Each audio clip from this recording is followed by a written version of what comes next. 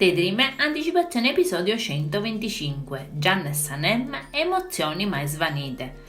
Jeanne di nascosto segue Sanem che si mette a raccogliere fiori nel bosco. Lei sente dei rumori e pensa subito che sia un orso. Prende un bastone, fa il giro del cespuglio dando una bastonata sulla testa del presunto orso, che in realtà è proprio Jeanne. Jeanne sviene e Sanem subito lo soccorre. Jeanne si risveglia ma finge di essere svenuto. Lei appoggia la testa sulle sue gambe, lo accarezza e i due si ritrovano occhi negli occhi mentre provano emozioni mai svanite. Sanem gli chiede se stia bene, lui risponde che sta molto bene, così gli dà un po' d'acqua e Jeanne le chiede perché mai l'abbia colpito. Lei risponde che pensava fosse un orso, poi si accorge comunque che lui perde sangue dalla testa e decidono di incamminarsi verso casa. Fatta un po' di strada, Sanem fa sedere Jeanne sotto un albero e si accorge che dalla medicazione sulla testa esce ancora del sangue. La ragazza è comunque preoccupata perché Jeanne ha la testa gonfia e pensa che dovrebbe andare in ospedale. Lui però non vuole, ma desidera rimanere lì a riposare. Lei vorrebbe andarsene, ma decide di restare. Intanto Mekibe e Nihat sono preoccupati per Leila e Mirreh. Nihat ha l'idea di chiedere al genero di lavorare con lui in drogheria. Lui è stanco e vecchio e vuole che Mirreh lo aiuti. Leila non è d'accordo perché non lo trova un lavoro adatto al marito, ma Mirreh accetta la proposta perché non vuole che la moglie stia male a causa della sua mancanza di lavoro.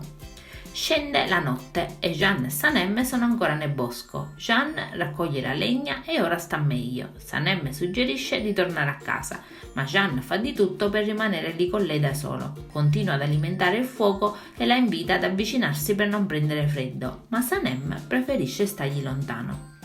Jeanne ripensa al momento in cui Sanem non ha creduto che non fosse stato lui a bruciare il suo diario. Lei gli sta lontano, ma lui si avvicina e vuole sapere il nome della Fenice nel titolo del suo libro.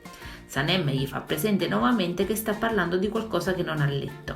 Jeanne aggiunge comunque che la Fenice risorge dalle sue ceneri ogni volta e non importa quanto sia bruciata né quanto sia ferita, si rialza di nuovo e inizia da capo, proprio come lei. Ma Sanem gli dice che sta cercando di riavvicinarsi, ma lei non vuole che le faccia più del male e gli chiede di stare lontano.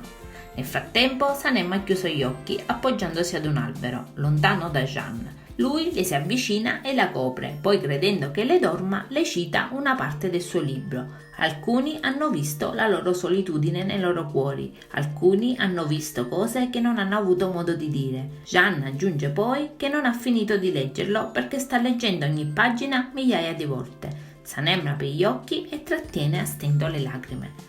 Al mattino lei si sveglia, Jeanne la sta guardando e stavolta anche lei lo guarda in modo diverso. Sanem ha un'altra luce negli occhi, poi entrambi concordano nel tornare a casa.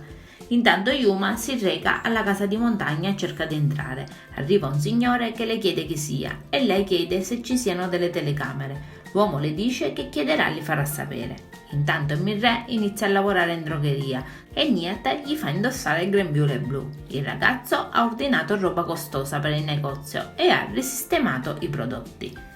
Alla tenuta Sanem raggiunge Jeanne seduto in giardino mentre Jit li sta spiando. I due si guardano e si sfiorano dolcemente mentre guardano insieme le foto da mettere nel libro.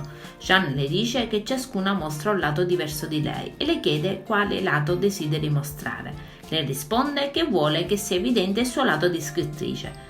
Poi Sanem si allontana spaventata dalle sensazioni provate. Intanto in giardino Jeanne viene raggiunto dai Jit. Jeanne dice che lo stava aspettando e lo mette sempre più alle strette mostrandogli ancora l'hard disk. A questo punto i Jit lo affronta. Jeanne mente dicendogli che ha le prove della sua colpevolezza, che è stato lui a bruciare il diario di Sanem, mentre i Jit gli dice di andare via, di ritornare da dove è venuto. Poi Jit lo prega di non costringerlo a rivelare tutto, perché Sanem non glielo perdonerebbe. Jeanne vuole dire tutto a Sanem, ma Jit si arrende e ad alta voce dice che sarà lui stesso a confessare ogni cosa a Sanem. Il caso vuole che proprio in quel momento arriva proprio Sanem, che è molto curiosa di sapere cosa Jit deve confessare. Adesso non ci resta che guardare l'episodio. Io vi saluto e vi aspetto al prossimo video. Bye bye!